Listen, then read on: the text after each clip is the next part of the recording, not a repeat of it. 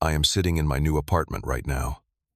It is smaller than the house Sarah and I shared, but somehow it feels bigger, quieter. Mine. 3.5 years. That is how long I thought we had built something real. 3.5 years of Sunday morning pancakes, of her cold feet against my legs at night, of planning a future I believed in. I thought I knew her. I thought I knew us. Until that Tuesday afternoon changed everything, and I learned that sometimes the person sleeping next to you is a complete stranger. Before we go any further, I would love to know where you are watching this from. Drop your city or country in the comments below. And if you are enjoying this story so far, please hit that like button and subscribe to the channel. Trust me, you will want to stick around, because what happened a full year after I disappeared from her life is something I never saw coming. My name is Harris. I am 32 years old, and I work as a software engineer for a startup based in Portland, Oregon. Or at least I used to live in Portland. That part of my life feels like it belongs to someone else now. Sarah and I met 5 years ago through mutual friends at a barbecue in Northeast Portland. She was a marketing manager at a mid-sized tech company, sharp and funny, with this way of making everyone in the room feel like they were the most interesting person she had ever met. I fell hard and fast. We got married after 1.5 years of dating. Nothing fancy, just a small ceremony at a vineyard in Willamette Valley with close family and friends. The first 2 years were good, really good. We had this routine that felt comfortable, like a well-worn pair of jeans. I would cook breakfast on weekends, while she sat at the kitchen counter with her coffee, scrolling through her phone and reading me funny tweets. We went hiking every Sunday when the weather allowed, exploring trails around Mount Hood and the Columbia River Gorge. We talked about buying a house, maybe starting a family in a few years. Normal stuff. The kind of stuff you do not think twice about because you assume it will always be there. Then, about 6 months before everything fell apart, things started to shift. Small things at first. Sarah began working late more often. She would come home at 8 or 9 p.m., saying she had a big campaign launch or a difficult client. I believed her. Why would I not? I trusted her completely. I never checked her phone, never questioned where she was. That was not the kind of marriage we had. Or so I thought. She seemed happier during those months, actually. More energetic. She started going to the gym again, buying new clothes, wearing perfume I did not recognize. I remember thinking it was great that she was taking care of herself, feeling good. I even encouraged it. I told her she deserved to feel confident and beautiful. What an idiot I was. The first crack in my perfect little illusion came on a Wednesday evening in early March. Sarah had forgotten her laptop at home, and she called me in a panic, around 6 p.m. She needed it for a presentation the next morning and asked if I could bring it to her at a coffee shop near her office. I said sure, no problem. I left work a bit early and drove across town. I arrived about 15 minutes earlier than I told her I would. The coffee shop was one of those trendy places with exposed brick walls and baristas who take their craft way too seriously.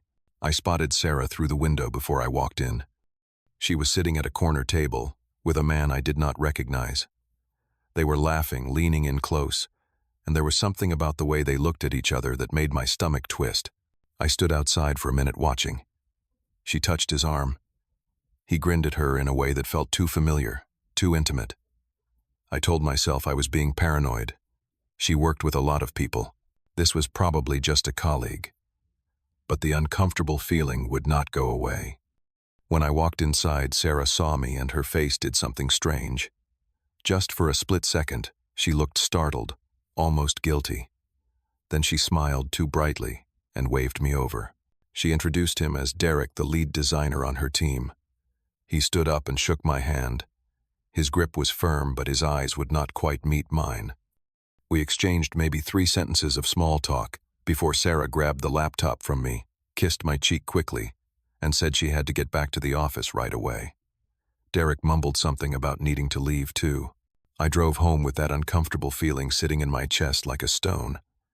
I tried to shake it off.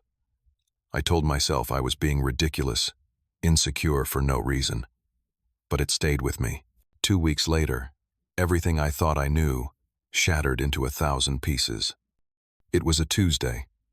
I had a project meeting scheduled for 3 p.m. but it got canceled at the last minute. I decided to head home early instead of hanging around the office. I texted Sarah to let her know, but she did not respond. That was not unusual.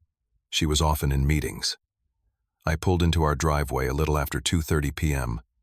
The house was quiet when I walked in. I took off my shoes in the entryway and was about to call out to see if Sarah was home when I heard it. Laughter. Coming from upstairs. From our bedroom. It was not the kind of laughter you share with a friend on the phone. It was low, intimate. The kind of sound that made my blood run cold. I stood at the bottom of the stairs, frozen. My heart was pounding so hard I could hear it in my ears. Then I heard her voice, clear as day. "He will not be home until 7. We have time," a male voice responded. "I cannot keep doing this, Sarah. It has been 4 months. 4 months.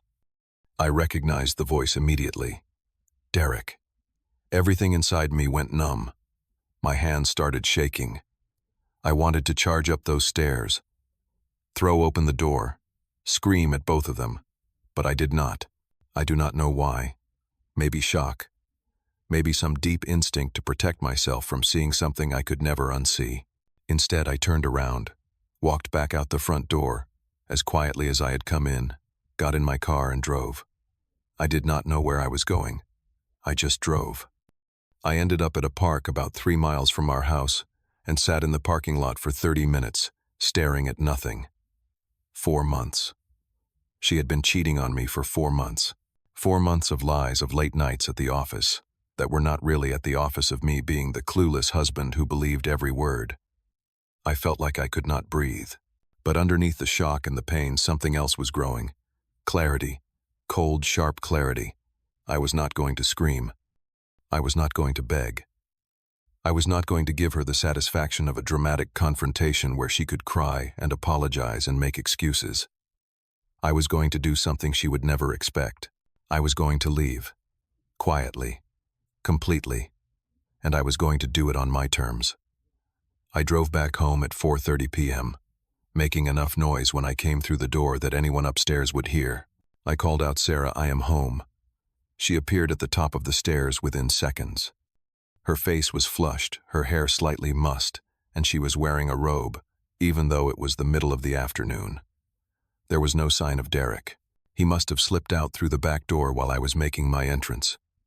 "You are home early," she said, and I could hear the edge of panic in her voice, even though she was trying to sound casual. "Yeah, a meeting got canceled," I said, keeping my tone light. "Figured I would just work from home the rest of the day." "Oh, okay." I was just taking a nap. A nap. In a robe. In the middle of the day. "Sure. Sounds good," I said. "I am going to make some coffee. Want some?" "No. I am good. I think I will just shower and then maybe start dinner." That night was one of the strangest of my life. We ate dinner together at the kitchen table. We talked about our days, though she did not mention her nap, and I did not mention coming home early the first time. We watched a show on Netflix. We went to bed. She fell asleep quickly, curled up on her side, breathing softly.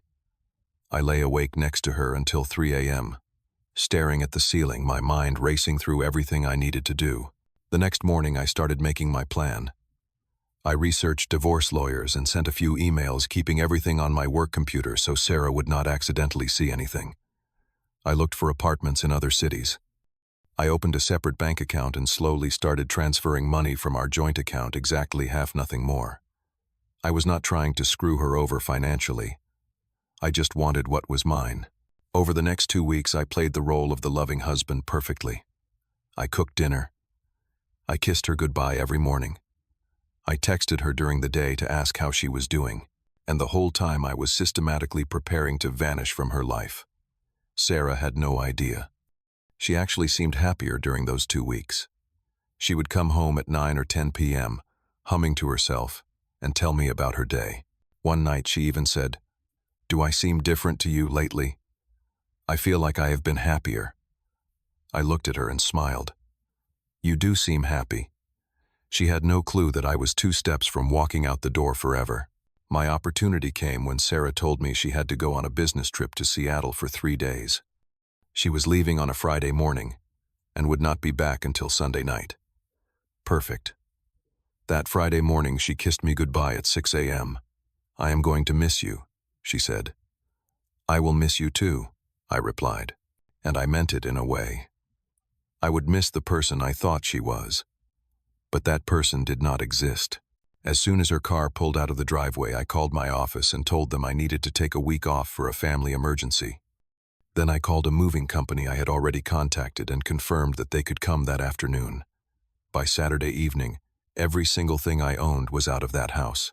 Clothes, books, my computer, my climbing gear, my grandmother's old watch, everything. I left behind anything we had bought together. The furniture, the kitchen stuff, the art on the walls. I did not want any of it. On the kitchen table I left 3 things. First, the divorce papers I had already signed, along with a note from my lawyer explaining how to proceed. Second, my wedding ring. Third, a short letter I had written the night before. It said, "I know about Derek. I hope you find what you are looking for. Do not try to contact me. Harris." That was it. No long explanation, no blame, no anger. Just the truth and a boundary. I locked the door for the last time, dropped the keys in the mailbox, and got in my car. I did not go to Seattle, even though that is where Sarah was supposedly on her business trip. I drove east instead toward Boise, Idaho, where I had already secured a lease on a small 1-bedroom apartment. I left Portland, left my marriage, left my old life, and I did not look back. That weekend my phone exploded. 37 missed calls from Sarah, dozens of text messages that started out panicked and became increasingly frantic. "Harris, please pick up. Where are you? We need to talk. I can explain everything. You cannot just leave like this. Please, I am begging you. Answer me, I love you. Harris, please." I read every single one, and I did not respond to a single one. On Monday, I blocked her number. I blocked her on every social media platform. I set her emails to automatically go to spam. 2 days later, I got a new phone number entirely, and only gave it to my closest friends and family, all of whom I had already told about the divorce. I made them promise not to share any information about me with Sarah. She tried calling my mom. My mom, who I had told everything politely, but firmly told Sarah that she could not help her, and to please stop calling. Within a month, I had completely disappeared from Sarah's life. No forwarding address. No mutual friends who would talk. No social media trail. I was a ghost. And honestly, it felt incredible. Starting over in Boise was not easy at first. I did not know anyone. The city felt strange and unfamiliar, but I threw myself into building a new life. I negotiated a remote work arrangement with my company in Portland, which they agreed to since I was a senior engineer and they did not want to lose me. I started going to the gym every morning. I joined a local rock climbing group and met people who had no idea I had ever been married, let alone divorced. I went on a few dates, nothing serious. I was not ready for serious, but it felt good to remember that there were other people out there, other possibilities. Slowly, the pain started to fade. I stopped thinking about Sarah every day, then every week. I stopped wondering what she was doing, or whether she regretted what she had done. I started sleeping through the night again. I started feeling like myself again, or maybe like a better version of myself. Someone who knew his worth. Someone who would not accept betrayal no matter how much it hurt to walk away. A year passed. A full year. And I was okay. More than okay. I was happy. And then on a Saturday night in early March, almost exactly 1 year after I had discovered the affair, my past walked back into my life. I was at my favorite coffee shop in downtown Boise, a quiet place with good espresso and comfortable chairs where I like to go on weekend evenings to read. I was deep into a book on machine learning when I heard a voice that made my blood freeze. "Harris." I looked up. Sarah was standing 3 feet away from me. She looked different, thinner with dark circles under her eyes. Her hair was pulled back in a messy ponytail, and she was wearing jeans and a sweater that looked like she had been traveling in them for a while. She looked tired, worn down. I did not say anything. I just stared at her. "Can I sit down?" she asked quietly. I did not say yes, but I did not say no either. She took that as permission and sat down across from me. For a long moment, neither of us spoke. "How did you find me?" I finally asked. My voice came out colder than I expected. "It took a long time," she said. "I hired a private investigator. I asked everyone we knew. No one would tell me anything. Finally, someone you used to work with posted a picture on LinkedIn from a conference in Boise, and you were in the background. It took me 3 months after that to actually find you." "You should not have looked," I said. "I know." Her voice cracked. "But I needed to see you. I needed to talk to you. I need closure." Closure. That was rich. "What do you want, Sarah?" She took a shaky breath. "I want you to know that I am sorry. I am so sorry, Harris. What I did was unforgivable. I know that, but I need you to understand what happened." I leaned back in my chair and crossed my arms. "Okay, tell me. Derek and I. It was not what you think. I mean, it was, but it was not supposed to be. It just happened. We were working late together, and he was going through a divorce, and we just started talking, and it felt good to be listened to. And then one night we kissed, and I should have stopped it there, but I did not, and it spiraled, and I am not to making excuses. I know I am the one who made those choices, but I never meant to hurt you. I never wanted to lose you." She was crying now, tears streaming down her face. I felt nothing. "What happened to Derek?" I asked. She wiped her eyes. "He left me 2 months after you did. He said he could not handle the guilt. That being with me reminded him of what we had done. I lost my job because someone found out about the affair, and it became this whole thing at the office. My parents barely talked to me. Most of our friends took your side, which I get I do, but I lost everything, Harris. Everything. And I deserve it. I know I deserve it. But I just wanted you to know how sorry I am. And I wanted to ask if there is any way, any possibility, that we could try again. I know it sounds crazy, but I have had a year to think about this, and I know now that you were the best thing that ever happened to me. And I threw it away, and I will spend the rest of my life regretting it." She looked at me with so much hope in her eyes, like she actually believed I might say yes. I let the silence sit between us for a moment. Then I spoke. "Sarah, I am not angry anymore. I was for a long time. I was so angry I could not sleep. I could not eat. I could not think about anything else. But I am past that now." She leaned forward, hope lighting up her face. "So we can talk. Maybe try to work through this." I shook my head slowly. "No, you do not understand. I did not leave because I wanted you to regret it. I did not leave to punish you or to make you chase me.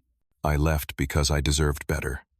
I deserved a partner who respected me, who was honest with me, who did not lie to my face for 4 months while sleeping with someone else." Her face crumpled. "I spent a year rebuilding my life," I continued. "I found a new city, new friends, new routines. I learned how to be happy on my own.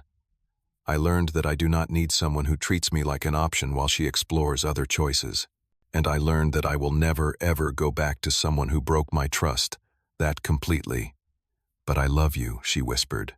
"Maybe you do. But love is not enough when there is no respect, no trust, no foundation to build on. You burned that foundation to the ground, Sarah. You cannot just show up a year later and expect me to forget that. So that is it. You will not even consider it." I stood up and picked up my book. "You need to find a way to forgive yourself for what you did. You need to move on and build a better life. But I am not part of that. I am not your second chance. I am not your redemption story. I am just a guy who knew when to walk away." She sat there, tears streaming down her face, looking smaller than I had ever seen her. "Goodbye, Sarah," I said. "I genuinely hope you figure things out. But this is the last time we see each other." I walked out of the coffee shop and did not look back. Not once. The weeks after seeing Sarah again were strange. I expected to feel something. Regret, maybe, or sadness. or even a flicker of doubt about whether I had made the right choice. But I did not feel any of that. If anything, I felt lighter, like some final piece of the puzzle had clicked into place, and I could truly move forward now. I kept going to the gym. I kept climbing. I kept working on my projects at work, and ended up getting promoted to senior engineer 2 months later. I ran my first half marathon in May, and finished without walking once, which felt like a bigger accomplishment than it probably was. And I met someone. Her name is Jennifer. She is a graphic designer who I met through the climbing group. We have been seeing each other for 3 months now, and it is different than it was with Sarah. It is slower, more intentional. We talk about things that matter. We are honest with each other, even when it is uncomfortable. I do not check her phone, and she does not check mine, because we do not need to. We trust each other. I do not know if Jennifer is forever. Maybe she is. Maybe she is not. But I know that I will never settle for less than I deserve again. I will never ignore red flags or make excuses for someone who does not treat me with respect. I learned that lesson the hard way, and it is one I will carry with me for the rest of my life. Looking back on everything that happened, I realized that leaving quietly was the best decision I ever made. I did not need a big confrontation. I did not need to scream or cry or beg for answers. I did not need closure from her, because I gave it to myself. I took control of my own story. I decided what I was worth. And I walked away with my head held high. That is the thing people do not tell you about betrayal. It does not define you. How you respond to it does. And I chose to respond with dignity, with strength, and with the knowledge that I deserved more than someone who could look me in the eye and lie. Some people might think I should have given Sarah another chance. Some people might think I was too harsh, too unforgiving. But I do not owe anyone forgiveness, especially not at the expense of my own self-respect. Forgiveness is not about letting someone back into your life. It is about letting go of the anger so you can move forward. And I did that. I let go of the anger, but I also let go of her. Sometimes the quietest exits make the loudest statements about your self-worth. So here I am, a year and a half after I walked out of that house in Portland. I am sitting in a coffee shop in Boise, drinking good espresso, planning a climbing trip with Jennifer next weekend. I sleep well at night. I wake up without that heavy feeling in my chest. I laugh more.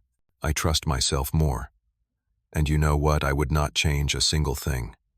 Not the pain, not the heartbreak, not even the moment I heard her voice through that bedroom door, because all of it led me here, to this life, to this version of myself who knows what he will and will not accept, to a future that is mine, built on my own terms with no lies and no betrayals holding it together.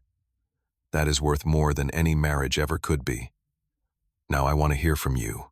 Have you ever had to walk away from someone you loved because they broke your trust? How did you find the strength to do it? Drop your thoughts in the comments below. And if this story resonated with you, please give it a like and subscribe to the channel so you do not miss future stories. Share this with someone who might need to hear it. Sometimes we all need a reminder that we deserve better. Thank you for listening to my story. I hope it helps someone out there who is struggling with a similar situation. Remember, you are worth more than someone's half-hearted love. You are worth more than lies and betrayal, and sometimes the bravest thing you can do is walk away. Take care of yourselves out there.